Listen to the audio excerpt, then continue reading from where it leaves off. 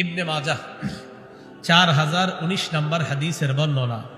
ক্বালা রাসূলুল্লাহ সাল্লাল্লাহু আলাইহি ওয়াসাল্লাম, নবীজি সাল্লাল্লাহু আলাইহি ওয়াসাল্লাম বলেন, খামসুন ইযাবতুলিতুম বিহিন্না ওয়া আউযু বিল্লাহি আন তুদরিকুহুন্না। নবীজি বলেন, এমন একটা জামানা আসবে যে জামানায় তোমাদেরকে 5টি পরীক্ষা দ্বারা পরীক্ষা করা হবে। বলেন কয়টা পরীক্ষা? 5টা। নবীজি বললেন 5 পরীক্ষার গজব আসবে বিভিন্ন ধরনের। 1 নাম্বার পরীক্ষা, নবীজি সাল্লাল্লাহু আলাইহি ওয়াসাল্লাম বলেন, লাম তাজহারিল ফাহিশাতু ফি কওমিন কাত্তু হাত্তা ইউলিনু বিহা। আমার উম্মতের মাঝে অশ্লীলতা যখন প্রকাশ্যে ছড়িয়ে পড়বে, নবীজি বলছে যখন অশ্লীলতা প্রকাশ্যে ছড়িয়ে পড়বে, এটা হলো 1 নাম্বার পরীক্ষা। এবার আপনারা বলেন অশ্লীলতা কি ছড়িয়ে পড়বে? ঠিক আছে, অশ্লীলতা যখন ছড়িয়ে পড়বে এই পরীক্ষার গজব হলো 1 নাম্বার গজব, ইল্লা ফাশা ফীহিমুত তাউন। যে সমাজের মধ্যে অশ্লীলতা ছড়িয়ে পড়বে ওই সমাজের মধ্যে মহামারী দেখা দিবে, নাউজুবিল্লাহ। তাহলে অশ্লীলতা হলে মহামারী আসবে। এখন যদি কখনো বলেন হুজুর মহামারী থেকে বাঁচার কি উপায়, তো হুজুরা কি বলবে বলেন তো? অশ্লীলতা ছেড়ে দেন, মহামারী থেকে বাঁচবেন, সোজা হিসাব। যদি বলেন আমার জ্বর হইছে, ডাক্তারে গিয়ে বলেন আমি কি করবো, বেটা ওষুধ দিয়ে দিবে না। এখন আপনারা বলবেন যে হুজুর আমি এই পদক্ষেপ নিতে চাই, ওই পদক্ষেপ নিতে চাই, ওইটা করতে চাই, কেমন হয় মহামারী থেকে যেন বাঁচতে পারি। না, আল্লাহ রাসূল বলছেন অশ্লীলতা বাড়বে, মহামারী আসবে। তো সোজা উল্টায়া দেন, মহামারী যাবে, অশ্লীলতা যদি কমে। অশ্লীলতা কমে গেলে মহামারী আসবে না। তাহলে অশ্লীলতা প্রকাশ্যে রূপ ধারণ করবে, নবী বলছেন করবে না করেছে?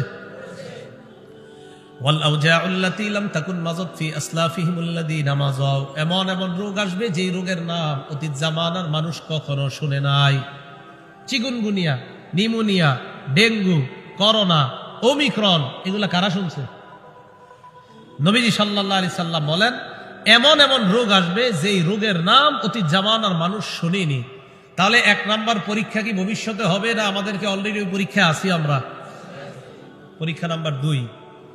দ্বিতীয় পরীক্ষাটা সম্ভবত আমাদের দেশে এখনো আসে নাই, বাকি শোনার পরে আপনাদের কোন এলাকায় থাকলে বলবেন আসছে কিনা। 2 নাম্বার, ওয়ালাম ইয়ানকুসুল মিকিয়াল ওয়াল মিজান। যে এলাকার মানুষ ওজনে কম দিবে,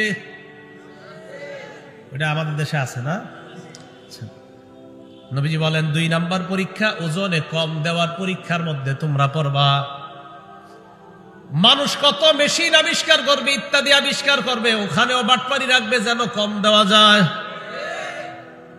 নবীজি সাল্লাল্লাহু আলাইহি ওয়াসাল্লাম বলেন যে জাতি ওজনে কম দিবে ওই জাতির উপর 1 নাম্বার ইল্লা উখিযু বিসসিনিনা, তাদেরকে আল্লাহ দুর্ভিক্ষ দ্বারা পাকড়াও করবেন।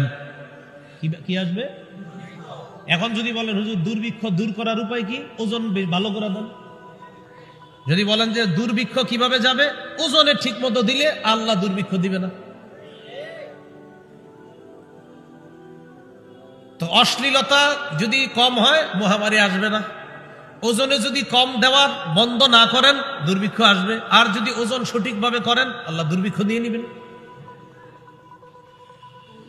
তো ওজনে কম দিলে ওই সম্প্রদায়কে আল্লাহ দুর্ভিক্ষ দ্বারা পাকড়াও করেন। 2 নাম্বার, ওয়া শিদ্দাতিল মাউনা, ওই দেশের মধ্যে অর্থনৈতিক অভাব অনটন লাগবে। ওজনে কম দিলে অর্থনৈতিক অভাব অনটন লাগবে।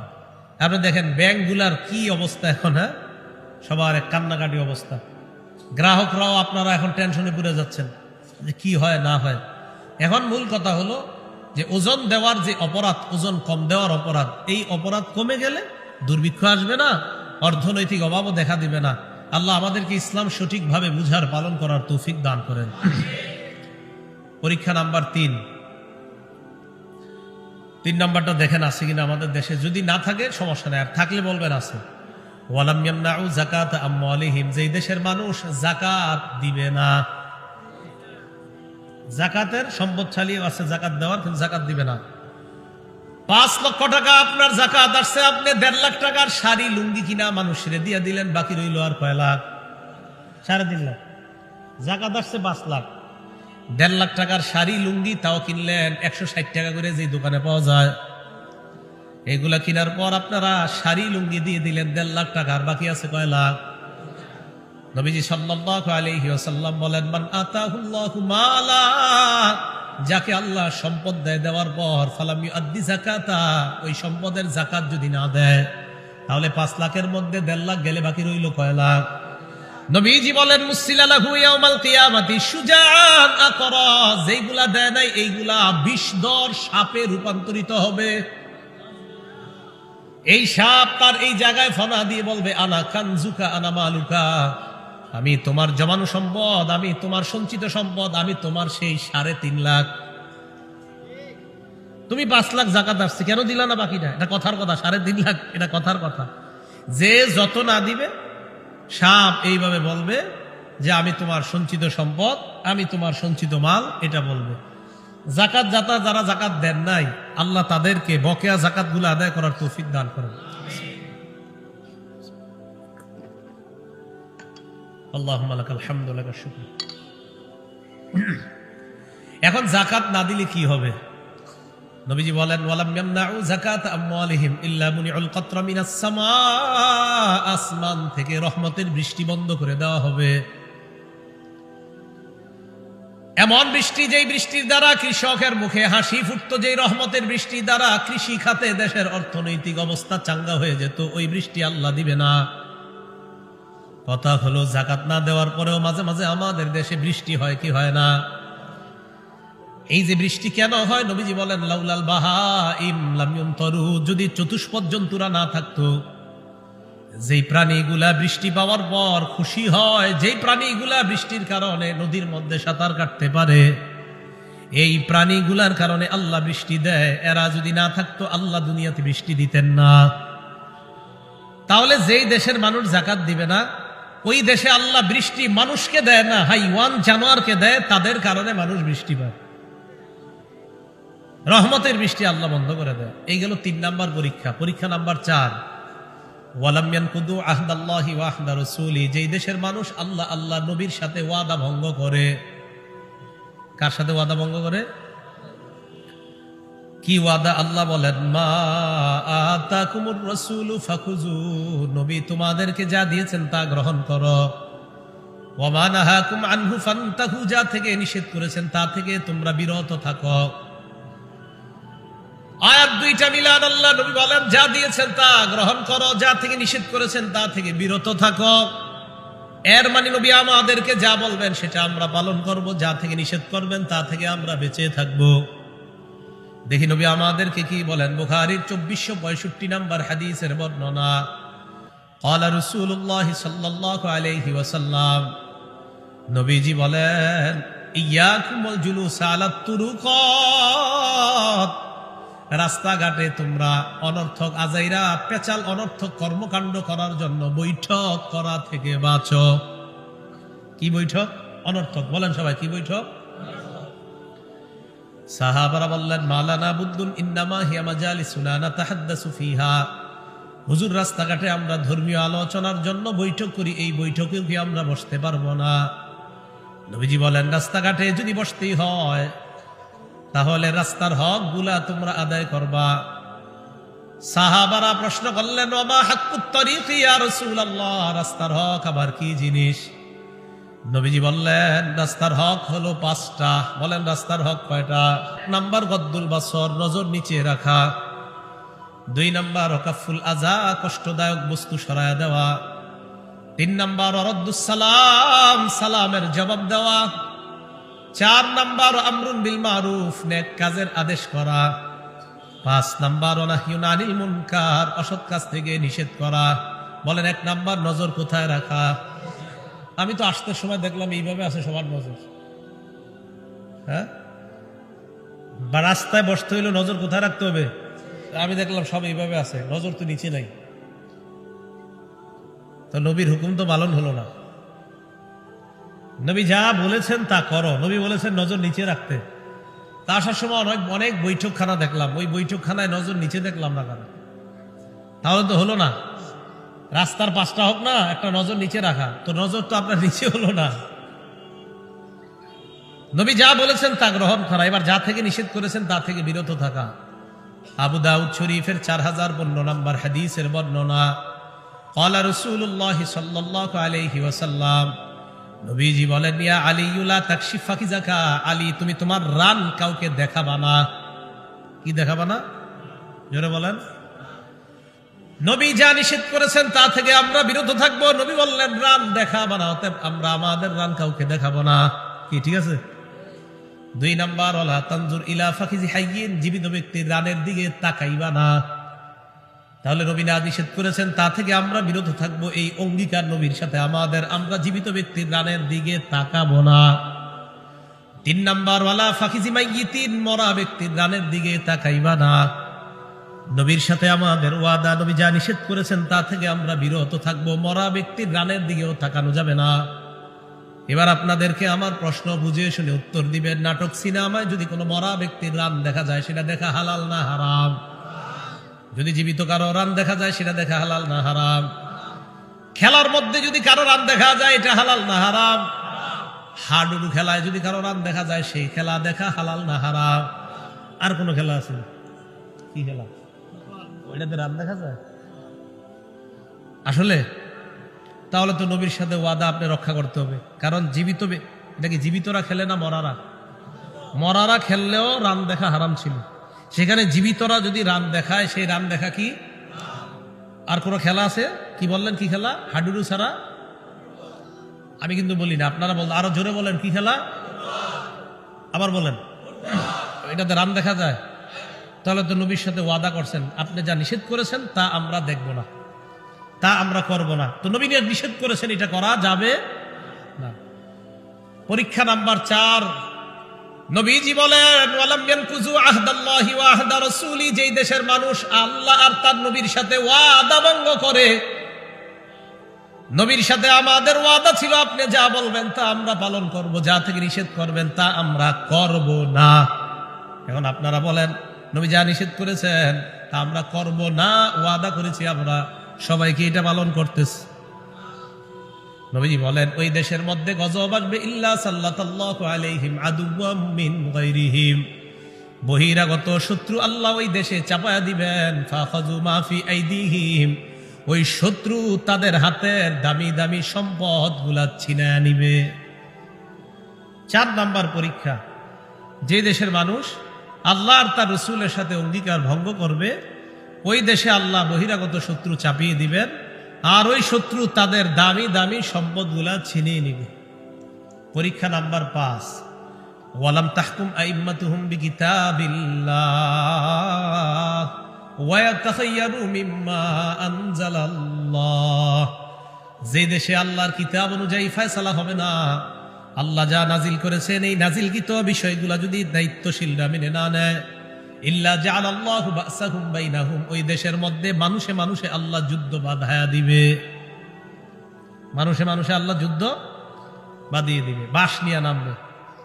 দেশ গ্রামে আপনার টেডা চল এগুলা নিয়ে নামে মাঠে, নাইমা একদল আরেক দলকে মেরে ফেলে। এখন রাসূল সাল্লাল্লাহু আলাইহি সাল্লাম বলছে, এগুলা যখন হবে, আপনারা বলেন এগুলা কি হবে না হচ্ছে? আল্লাহ বুঝার তৌফিক দান করেন। তাহলে এই অপরাধগুলো আমাদের দ্বারা হয়ে যাচ্ছে, ঠিক না? তাহলে এই অপরাধগুলো আমরা করব না। আল্লাহ আমাদের সকলকে এই জাতীয় অপরাধগুলো থেকে বেঁচে থাকার তৌফিক দান করেন। তিরমিজি শরীফের 2211 নম্বর হাদিসের বর্ণনা, 2211 নম্বর হাদিসের বর্ণনা। ক্বালা রাসূলুল্লাহ সাল্লাল্লাহু আলাইহি ওয়াসাল্লাম, নবীজি বলেন, ইদা তুহিজাল ফাইউ দুওয়ালা, কোন দেশের মধ্যে যদি এমন অবস্থা হয়, যুদ্ধলব্ধ সম্পদ যদি ব্যক্তিগত সম্পদে পরিণত হয়ে যায়, রাষ্ট্রীয় সম্পদ যদি নিজের সম্পদ মনে করা হয়। 2 নাম্বার, আল আমানাতু মাগনামা, আমানত যদি লুটের মালে পরিণত হয়। আমানত লুটের মাল দ্বারা উদ্দেশ্য হলো, আমাকে 5 বস্তা চাউল দিয়ে এই এলাকার মধ্যে মনে করেন পাঠানো হয়েছে। এক কোম্পানির মালিক আমাকে 5 বস্তা চাউল দিয়ে পাঠিয়েছে, যা বনশ্রী অমুক এলাকার মধ্যে তুমি 5টা অসহায় পরিবারের মধ্যে এই 5 বস্তা চাউল তুমি দিয়ে দাও। আমি এই এলাকায় আসলাম, আসার পর 2 বস্তা চাউল 5 ফ্যামিলির মধ্যে বন্টন করে দিলাম। মারলাম কয় বস্তা? ওয়াল আমানাতু মাগনামা, আমানত যদি লুটের মালে পরিণত হয়। কথা ছিল আমি ওই কোম্পানির 5 বস্তা চাউল 5টা অসহায় পরিবারের মধ্যে দিব, 5টা পরিবারের মধ্যে দিব। আমি 2 বস্তা 5 পরিবারের মধ্যে দিয়ে দিলাম, বাকি 3 বস্তা আমি বেচে দিলাম। ওয়াল আমানাতু মাগনামা, আমানত যখন লুটের মালে পরিণত হবে। কয় বস্তা লুট হলো? 3 নাম্বার যাকাতু মাগরামা, যাকাতকে যখন জরিমানা মনে করা হবে। মানুষ মনে করবে যাকাত কেন দিব আমি, যাকাত এরকম বলবে, জরিমানা মনে করবে। 4 নাম্বার তুল্লিমা লিগাইরিদ্দিন, বদ্দিন শিক্ষার প্রচার প্রসার ঘটবে। দিন বহির্ভূত শিক্ষার প্রচার প্রসার ঘটবে। সঠিক শিক্ষার বিপরীতে অন্যায় শিক্ষার প্রচার প্রসার ঘটবে যখন। 5 নাম্বার আর রাজুল ইমরাআ, কোন পুরুষ যখন তার বিবির পূজা করবে, বিবির আনুগত্য করবে, খালি বউর কথা শুনবে। 6 নাম্বার আক্কা উম্মা, মায়ের নাফরমানি করবে। 5 নাম্বার বউর কথা শুনবে, 6 নাম্বার যখন মায়ের নাফরমানি করবে।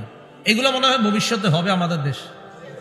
আচ্ছা, 7 নাম্বার আদনা সদিকাহু, বন্ধুকে আপন বানাবে।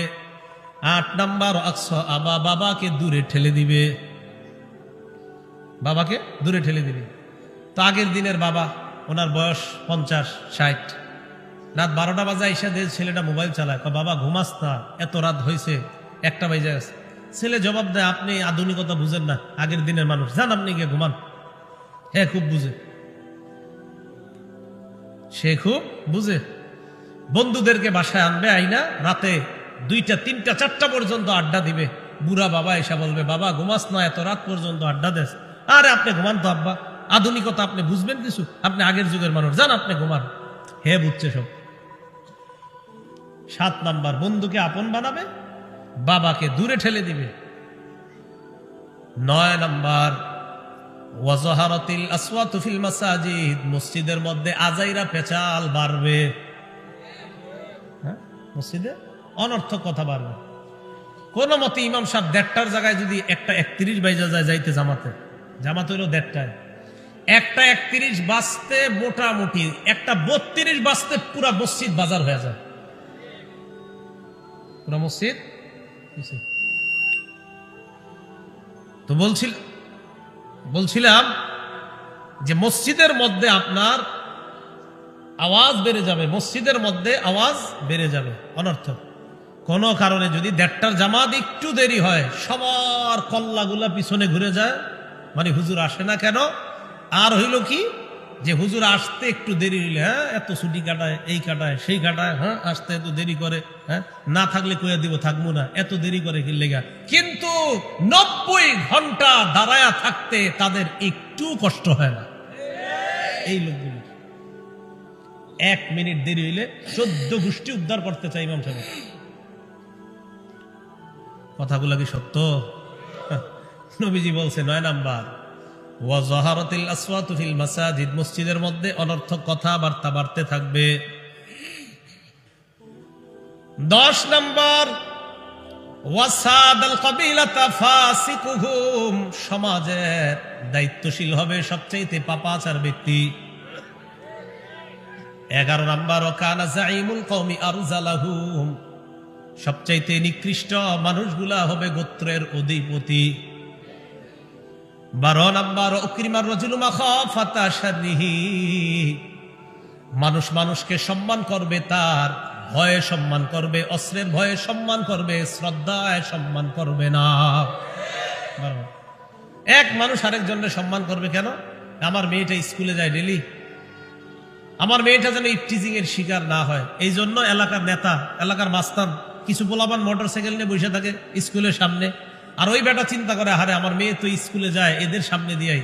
তখন ওই যারা মোটরসাইকেল নিয়ে বয়ে থাকে 2-3টা এগারে খালি বাপে 100 বার সালাম দেয়। কেন? এই সালামের উদ্দেশ্য হলো আমার মেয়েটা যেন নিরাপদ থাকে। কিন্তু এরা তো বুঝে না, মনে করে আম করে শ্রদ্ধা করে, আসলে শ্রদ্ধা করে না, বরং তোমার ভয়ে তোমারে সালাম দেয়। এ মোটেও তোমাকে শ্রদ্ধায় সালাম দেয় না। স্কুল কলেজে বসে থাকুন না, এটা কি ভবিষ্যতে হবে আমাদের দেশে? 13 নাম্বার ওয়াজহারাতিল কাইনাত ওয়াল মাআজিফ, গায়িকা নায়িকা আর বাদ্যযন্ত্রের সংখ্যা বাড়বে। গায়িকা নায়িকা বাদ্যযন্ত্র এগুলা বাড়বে। 14 নম্বর শুরিবাতিল খুমুর, মদ পান বেড়ে যাবে, মাদকের জয় জয়কার অবস্থা হবে। 15 নম্বর ওয়ালানা আখিরু হাযিহিল উম্মাহ আউওয়ালাহা, শের জামানার মানুষগুলা আগের জামানার মানুষদেরকে গালি দিবে, অভিশাপ দিবে। 3-4 পৃষ্ঠা বাংলা বই পড়বে, পড়ার পর বলবে এটা ইমাম আবু হানিফা, ইমাম মালিক, ইমাম শাফি কি বুঝছে এটা? হ্যাঁ বুঝছে, এটা উনি বুঝছে, যিনি বলতেছে আর কি উনি বুঝছে। আরে ইমাম আবু হানিফা, ইমাম মালিক, শাফি তো পরে সাহাবাদেরকে পর্যন্ত গালি দেয়, এমনও মানুষ আছে আমাদের দেশে। মুহররম মাস আসলে নবীজির কয়েকজন সাহাবারে তো একদম খালি জাহান্নামে পাঠানো বাকি থাকে, এমন মানুষ আছে আমাদের দেশে, এই পরিমাণ সাহাবাদের সমালোচনা করে। তো নবীজি বলে গেছেন, যখন দেখবা এই 15টা অপরাধ তোমাদের মাঝে বেড়ে যায়, ফাল্যারতাকিবু ইনদা যালিকা রিহান হামরা, তখন ওই দেশের মানুষগুলা যেন অপেক্ষা করে 1 নাম্বার অগ্নি বাতাসের অপেক্ষা। অগ্নি বাতাস মানে বাতাসটা গরম হয়ে যাবে। দেশ গ্রামে আপনারা যারা থাকেন দেখবেন এখন আর দেশ গ্রামের সেই গরমকালের শীতল বাতাসটা আর পাওয়া যায় না। দেশ গ্রামে গরমকালের বাতাসটা দেখবেন আগের মতো কৃষকরা 12টা 1টার দিকে খেজুর গাছের নিচে যেই আরামের ঘুমটা ঘুমাইতো, এখন আর এলাকার এটা দেখা যায় না। ওই বাতাসের মিটার দেখবেন আগের মতো শীতল নাই, এটা আস্তে আস্তে গরম, ভয়ঙ্কর গরমের দিকে যাচ্ছে। 1 নাম্বার রিহান হামরা, 2 নাম্বার ওয়াজালজালা, ভূমিধস হবে। আমাদের দেশে ভূমিধস হয়েছে কিনা? ওয়া খাসফা, ভূমিকম্প হবে। ভূমিকম্পের নাম শুনছেননি বাংলাদেশের মানুষ? হ্যাঁ, ভূমিকম্প। ওয়া মাসখা, চেহারা বিকৃতি শুরু হয়ে যাবে। এই চেহারা বিকৃতির ব্যাখ্যা হতে পারে বর্তমান দেশে তাকাইবেন, সৌদি আরবের মধ্যেও কয়েকদিন আগে পালন হয়েছে, চেহারার মধ্যে বিকৃতি করে কি জানি হ্যালোউইন পালন করছে। চেহারা এরা ইচ্ছা করে চেহারা বিকৃত করতেছে, আল্লাহ না করে যদি চেহারাটা এরকম বানায় দেয়। এই যে বিকৃত করে চেহারা, আল্লাহ যদি এরকম বানায় দেয়, তো নবীজি বলেন মাসখা, চেহারা বিকৃতির গজব আসবে। তো এইগুলা দেখে আমার কাছে গজবই মনে হয়েছে, চেহারা বিকৃতির গজব।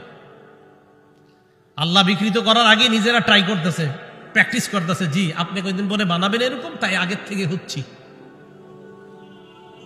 ট্রাই করতেছে। এরপর নবী বলেন আয়াতিন তাতাবা, তাসবিহ আছে কারো পকেটে থাকলে দেন। আয়াতিন তাতাবা উতিয়াসিলকুহু ফাতাতাবা, নবীজি বলেন এমন এমন বিপদ আসবে একের পর এক। একটা মালার দানা যদি, দানার মাঝখানে যদি রশিটা কেটে দেওয়া হয়, উতিয়াসিলকুহু, রশি যদি কেটে দেওয়া হয়, তাসবির দিকে তাকান, এই জায়গা রশি কেটে দেওয়ার পর একটা দানাই শুধু পড়বে সবগুলা। নবীজি বলেন একের পর এক দানা যেভাবে পড়বে, একের পর এক তোমাদের উপর গজব বিপদ আপদ আসতেই থাকবে। আয়াতিন তাতাবা কানিজামিন বালিন কুতিয়াসিলকুহু ফাতাতাবা, পুরাতন পুতির মালা একটা বিশাল বড়, এটা একটু ছিঁড়ে দিলে যেমন সবগুলা মালার এইগুলা পড়ে যাবে, পুঁতিগুলা একের পরে এক তোমাদের সামনে, তোমাদের উপর একের পর একইভাবে গজব আসতেই থাকবে। এখন আপনারা বলেন, এই যে অপরাধগুলার কথা নবীজি সাল্লাল্লাহু আলাইহি সাল্লাম বললেন যে এইগুলা যখন হবে, এগুলা কি হবে? আচ্ছা, বুখারী শরীফের 5590 নাম্বার হাদিসের বর্ণনা। ক্বালা রাসূলুল্লাহ সাল্লাল্লাহু আলাইহি ওয়াসাল্লাম, নবীজি বলেন লা ইয়াকুনান্না মিন উম্মতি আকওয়াম, আমার উম্মতের মধ্যে এমন মানুষের আবির্ভাব ঘটবে, ইয়াস্তাহিল্লুনাল হিররা ওয়াল হারিরা, যারা ব্যভিচারকে হালাল মনে করবে, রেশমের পোশাককে হালাল মনে করবে। কারে হালাল মনে করবে? আগেরটা কোন? ব্যভিচার, ব্যভিচারকে হালাল মনে করবে, রেশমের পোশাককে হালাল মনে করবে। ওয়াল খামরা, মদকে হালাল মনে করবে। ওয়াল মাআজিফা, বাদ্যযন্ত্রকে হালাল মনে করবে। এক পাশে একদল বসবে, আরেক পাশে আরেক দল বসবে, বসার পর বুখারী শরীফের দলিল দিয়ে একদল বলবে গান এটা জায়েজ, আরেক দল মুসলিম শরীফের দলিল দিয়ে বলবে জায়েজ, আর বলবে হুজুররা এগুলা পাইছে কই। মানে এরা গান জায়েজ করবে। এটার নাম আর আমি বললাম না, স্টেজে দুই পাশে দুই দল বসবে, এটার একটা নাম আছে, এই গানের একটা নাম আছে, যেটাই হোক। তো এরা দলিল দেয়, এই বুখারি দিয়ে দলিল দেয়, মুসলিম দিয়ে দলিল দেয়। তো আমি আমি আমি কোন কিতাব কোন কিতাবের হাদিসটা বলছি এখন? 5590 বুখারীর কোন কিতাবের? নবীজি বলছেন এমন একদল মানুষ আসবে যারা জিনাকে হালাল মনে করবে, রেশমের পোশাক হালাল মনে করবে, মদকে হালাল মনে করবে, বাদ্যযন্ত্রকে হালাল মনে করবে। এটা কোন কিতাবের? এই বুখারী শরীফ দিয়ে আবার দলিল দিবে, বলবে গান জায়েজ। অথচ নবী সাল্লাল্লাহু আলাইহি সাল্লাম বলছেন একদল মানুষ বলবে গান হালাল, একদল কে বলবে? মানুষ বলবে গান হালাল, এটা বলবে। নবীজি বলেন এগুলা যখন হবে তোমরা টেনশন করো না, বুঝবা কিয়ামতের আর বেশি দিন বাকি নাই, এসে বসছে। এখন বলেন আমাদের দেশেও আছে একটা শব্দ, বহির্বিশ্বে এটা তো খুব প্রসিদ্ধ, লিভ টুগেদার। লিভ টুগেদার মানে ছেলে আর মেয়ে, প্রাপ্তবয়স্ক ছেলে প্রাপ্তবয়স্কা মেয়ে একই সাথে একই ছাদের নিচে স্বামী স্ত্রীর মতো থাকবে, তবে স্বামী স্ত্রী না, স্বামী স্ত্রীর মতো থাকবে তবে, এবং তারা বলবে এটা আমাদের স্বাধীনতা, এটা আমাদের ব্যক্তিগত ব্যাপার, আমরা দুইজনের সম্মতিতে এখানে থাকি, এটাকে তারা অন্যায় বলবে না। নবীজি বলেন আমার উম্মতের একদল জিনাকে হালাল মনে করবে। বলেন বিবাহ বহির্ভূত সম্পর্কে একই ছাদের নিচে কোনো ছেলে আর মেয়ে একসাথে থাকা, বিয়ে ছাড়া, এটার নাম কি? জিনা। বলে এটার নাম কি? কিন্তু তারা তো এটাকে অপরাধ মনে করছে না। তো নবী বলছেন যে জিনাকে অপরাধ মনে করবে না, আমার উম্মতের একদল এমন মানুষ আসবে। আবু দাউদ শরীফ 3688 নম্বর হাদিস। ক্বালা রাসূলুল্লাহ সাল্লাল্লাহু আলাইহি ওয়াসাল্লাম, নবীজি বলেন লা ইয়াশরাবান্না নাসুম মিন উম্মতি আল খামরা ইউসাম্মুনাহা বিগাইরি ইসমিহা, আমার উম্মতের একদল মানুষ মদ পান করবে অন্য নাম দিয়ে, খাবে মদ নাম দিবে অন্য, মাদক সেবন করবে নাম দিবে অন্য, সেবন করবে মাদক মানে হারাম জিনিস সেবন করবে অন্য নাম দিবে, বিয়ার, কথার কথা, আরো আর কি পেন্সিডিল, আরো যা আছে আর কি আপনার হারাম জিনিস।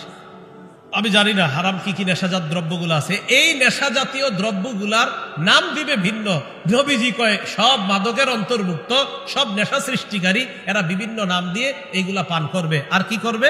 নবীজি যেই কথাটা বলছে হাদিস আর বাস্তবতা আপনারা বলবেন মিলছে কিনা। নবীজি বলেন ইউজাফু আলা রুউসিহিম বিল কাইনাতি ওয়াল মুগান্নিয়াত, একদিক দিয়ে মদের টালে টালে মানুষ মদ টানতে থাকবে, অন্য দিক দিয়ে গায়িকা আর নায়িকারা নাচানাচি করবে আর গান বাদ্য বাজতে থাকবে। নবী বলছে এটা হবে।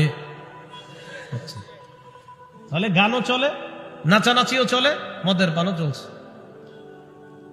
তো রাসূল সাল্লাল্লাহু আলাইহি সাল্লাম বলছেন এগুলো হবে, তো আপনারা বলছেন যে এটা হবের অপেক্ষা করা লাগবে না, চলছে, অতএব কিয়ামতের অপেক্ষা করেন। গজব। তো এই জন্য আমার আপনার কর্তব্য হলো ওই যে আগের কথা, নাসাইর 4191 নম্বর হাদিস, যে উম্মত এই বিপদগুলার মাঝেই তুমি তোমার ইমানের উপরে অটল থাকতে হবে। এই ভয়ঙ্কর বিপদের মাঝে, এই গজব ফিতনার মাঝে তুমি ইমান নিয়ে বাঁচতে হবে, ইমান নিয়ে কবরে আসতে হবে। আল্লাহ তৌফিক দান করুন। বুখারী শরীফের 80 নম্বর হাদিস। ক্বালা রাসূলুল্লাহ সাল্লাল্লাহু আলাইহি ওয়াসাল্লাম, নবীজি বলেন ইন্না মিন আশরাতিস সাআ আইয়ুরফাআল ইলম, নবীজি বলেন কিয়ামতের একটা উল্লেখযোগ্য আলামত হলো ইলম উঠিয়ে নেওয়া হবে। ইলম কি করা হবে? ইলম কিভাবে উঠানো হবে? এটা আবার বুখারী 100 নম্বর হাদিসের মধ্যে আসছে, ইন্নাল্লাহা লা ইয়াকবিজুল ইলমা ইনতিজাআ ইয়ানতাজিউহু মিনাল ইবাদ, আল্লাহ বান্দাদের অন্তর থেকে একবারে ইলম ছিনিয়ে নেবেন এমনটা হবে না। ওয়ালাকিন ইয়াকবিজুল ইলমা বিকবজিল উলামা, আলেমদেরকে আল্লাহ উঠিয়ে নেওয়ার মাধ্যমে বিদ্যা আল্লাহ উঠিয়ে নেবেন। হাফিজ জি হুজুর, শেখুল হাদিস, মুফতি আমিনী, কাজী মুতাসিম বিল্লাহ রহিমাহুমুল্লাহ, আহমদ শফি রহমতুল্লাহ, জুনায়েদ বাবু নগরী রহমতুল্লাহ, ওনারা চলে যাওয়া মানে এলেমের এক একটা সাগর বিদায় নেওয়া। নবীজি বলেন এলেম আল্লাহ এইভাবে ছিনিয়ে নিবে এমনটা হবে না, আলেমদেরকে আল্লাহ উঠিয়ে নেওয়ার মাধ্যমে প্রকৃত বিদ্যা আল্লাহ উঠিয়ে নিবেন। এই জন্য হাফেজে হাদিস আর আল্লামা আমারে যতই বলেন, আরো কত কত টাইটেল দিচ্ছেন, যত টাইটেল দেন বুঝেন না যে এলেম এখনো অনেক বেশি আছে। না না, আলেমরা চলে যাওয়া মানে এলেমের সাগর চলে যাওয়া। এগুলা ভাষা ভাষা বিদ্যা কিছু, প্রকৃত বিদ্যা এটা উঠিয়ে নেওয়া হবে। তাহলে বলেন তো আমাদের দেশে আলেমদের মৃত্যুর সংখ্যাটা এই গত 2-3 বছরে কম না খুব বেশি? বড়রা খুব বেশি বিদায় নিচ্ছে, তার মানে এলেম আল্লাহ উঠিয়ে নিচ্ছেন। এই জন্য ভাই আবারও আগের কথাটা বলি, আমার আপনার কর্তব্য খালি বেশি দোয়া করা, আল্লাহ তুমি আমার ইমানের উপর রাইখো, আল্লাহ তুমি আমার ইমানের উপর মৃত্যু দিও। খুব বেশি বেশি আল্লাহকে এই কথা বলা। তো নবীজি সাল্লাল্লাহু আলাইহি সাল্লাম বলেন এমন একটা অবস্থা হবে, হাত্তা ইদা লাম ইউবকি আলিমা, এমন হবে মানুষ যখন আলেম তালাশ করে পাবে না, ইত্তাখাযান নাসু রুউসান জুহালা, জাহেলদেরকে মানুষ ধর্মীয় নেতা বানাবে। ধর্মীয় নেতা কারে বানাবে? ফাস্তাফতাও, তাকেই ফতোয়া জিজ্ঞাসা করবে। ফাফতাও বিগাইরি ইলমিন, তিনি ইলম ছাড়া ফতোয়া দিয়ে দিবে। ফাদাল্লু আদাল্লু, নিজেরাও পথভ্রষ্ট হবে, যারা ফতোয়া জিজ্ঞাসা করে তাদেরকেও পথভ্রষ্ট বানাবে। এটা নবীজি সাল্লাল্লাহু আলাইহি সাল্লাম বললেন। ইদানিং কালে তো আপনার এমন এমন অনেকে আছেন যারা জীবনে কোনো প্রশ্নে না বলে না। কোনো প্রশ্নে কি বলে না, মানে উনি সব পারে। এমনও পাবেন যে অনেক প্রশ্নে এমন মানুষ আছে যারা জীবনেও কোনো প্রশ্নে না বলে না। এতে কি বোঝা যায়? সব পারে। নবীজিও প্রশ্নে অপেক্ষা করছে, সুযোগ নিছে যে জিবরিল আসবে জানাবে। তারপর আব্দুল্লাহ ইবনে সালাম গেলেন, যাওয়ার পর কয় আপনারে কয়েকটা প্রশ্ন করবো, জবাব দিতে পারবেন এই মুহূর্তে ঈমান আনবো। কি প্রশ্ন? জান্নাতীদের প্রথম খাদ্য কি? ছেলে আর মেয়ে দুনিয়াতে আসার পর বাবার রং কেন পায়, মায়ের রং কেন পায়? এই প্রশ্নগুলোর জবাব আপনি যদি দিতে, বা জান্নাতীদের প্রথম খাবার কি, ছেলে মেয়ে আসার পর দুনিয়াতে তারা রং কেন বাবার পায়, কেন মায়ের পায়, আরো একটা প্রশ্ন করছেন। এগুলো করার পর আব্দুল্লাহ ইবনে সালাম কয় আপনি যদি জবাব দিতে পারেন ঈমান আনবো, কারণ এই জবাব নবীরা ছাড়া কেউ দিতে পারে না। নবীজি একটু থাইমা কয় খব্বরানি জিবরিল আনিফা, মাত্র জিবরিল আমিন আয়েশা তোমার এই প্রশ্নের জবাব আমাকে জানায়া দিস। আল্লাহ জানে এখনো জিবরিল আসে কিনা, কারণ অনেকে তো প্রশ্নের কোনো না বলে না। আয়েশা বইলা দেয় কিনা কে জানে। তো প্রশ্নে না আল্লাহ, আমি চিন্তা করি মাঝে মাঝে, আমি তো জানেন না ভয়ে জীবনে মাহফিলে প্রশ্নই নিতে চাই না। তো মাশাআল্লাহ দেখি অনেকে প্রশ্নের পর প্রশ্নে না নাই কোনো উত্তর, তো চলছে তো চলছে, চলতে তো চলছে। রাসূল সাল্লাল্লাহু আলাইহি সাল্লাম বললেন আলেমরা বিদায় নিবে, জাহেলদেরকে মানুষ নেতা বানাবে, যত প্রশ্ন করবে সব উত্তর দিবে, নিজেও পথভ্রষ্ট হবে, জাতিকেও পথভ্রষ্ট বানাবে। নবী বলছে এটা হবে। আচ্ছা, তো বলছিলাম ইন্না মিন আশরাতিস সাআ আইয়ুরফাল ইলম, উঠিয়ে নেওয়া হবে। 2 নাম্বার ওয়াজহারুল জাহলু, মূর্খতা সমাজের মধ্যে প্রকাশ পেয়ে যাবে। 3 নাম্বার ওয়াজহারুজ জিনা, জিনা ব্যভিচার বাড়বে। 4 নাম্বার ওয়ায়ুশরাবাল খামরু, মাদকতা বাড়বে। এটা 80 নাম্বার বর্ণনা, বুখারীর 81 নাম্বার হাদিসে এই কথাগুলো বলার পর নবী বলেন ওয়া তাকসুরান নিসা, নারীদের সংখ্যা বাড়তে থাকবে। ওয়া ইয়াকিল্লা রিজাল, পুরুষের সংখ্যা কমতে থাকবে। নারীর সংখ্যা বাড়বে, পুরুষের সংখ্যা কমবে, এটাও কিয়ামতের আলামত। নারীর সংখ্যা বাড়বে, পুরুষের সংখ্যা কমবে, এটাও কিয়ামতের আলামত। বুখারীর 85 নাম্বার হাদিসে নবী এই কথাগুলো বলে আরেকটু বাড়িয়ে বলছেন ওয়াজহারাত জাহলু ওয়াল ফিতান, মূর্খতা বাড়বে আর ফিতান বলছে। ফিতান মানে ফিতনার বহু বচন, ফিতান মানে অনেক ফিতনা আসতেই থাকবে, একের পর এক ফিতনা আসতে থাকবে। তো আবার আগের কথা আপনাদেরকে বলি, আমাদের কাজ ঈমান নিয়ে বেঁচে থাকা, ঈমান নিয়ে যেন বিদায় নিতে পারি, এটা হলো আমাদের কাজ। রাসূল সাল্লাল্লাহু আলাইহি ওয়াসাল্লাম বলেছেন ফালতাতি মানিয়াতুহু ওয়া হুয়া ইউমিনু বিল্লাহি ওয়াল ইয়াউমিল আখির, উম্মত ওই সময় যদি তোমার মরণ হয় তুমি যেন ঈমান নিয়ে কবরে আসতে পারো, এমন অবস্থাটাই যেন তোমার মরণ হয়। তাহলে নবীজি কিয়ামতের যে আলামতগুলার কথা বলছে, যে এগুলা ঘটলে বুঝবা কিয়ামতের বাকি নাই, অনেক কাছেই গেছে কিয়ামতটা। তাহলে যেহেতু এগুলা ঘটে গেছে, কিয়ামত খুব নিকটে এসে গিয়েছে, এই কথা বলাই যায়। আল্লাহ আমাদের সকলকে, আমরা যেন আখেরাতের প্রস্তুতি নিতে পারি, আল্লাহ আমাদের সকলকে তৌফিক দান করেন। প্রিয় এলাকাবাসী, গুনাহের কাজে জড়িত হেন না। মনে রাখবেন একটা কথা, আমল মোটামুটি করেন কিন্তু গুনাহ করেন না। আমল কিছু করলেও, আমল একটু করেন, 5 ওয়াক্ত নামাজ ঠিক মতো পড়েন, পাশাপাশি কিছু আমল করেন, কিন্তু গুনাহ করেন না। বিশ্বাস করেন, গুনাহমুক্ত আর শিরিক মুক্ত যদি থাকতে পারেন, ঈমান যদি সামান্য পরিমাণও নিয়ে যেতে পারেন, ইনশাল্লাহ একদিন চিরস্থায়ী জান্নাতি হয়ে যাবেন। সামান্য পরিমাণও যদি নিতে পারেন, একদিন চিরস্থায়ী জান্নাতি হয়ে যাবেন। এই জন্য শিরিক করা যাবে না। আল্লাহ আমাদের সকলকে যে কথাগুলো বললাম শুনলাম, আমি সহ আমরা সবাই যেন এই ফিতনা একের পর এক আসার পরেও যেন ঈমান নিয়ে বেঁচে থাকতে পারি এবং ঈমান নিয়ে দুনিয়া থেকে বিদায় নিতে পারি। আল্লাহ তৌফিক দান করেন। আমিন। ওয়া আখিরু দাওয়ানা আলহামদুলিল্লাহি রাব্বিল আলামিন।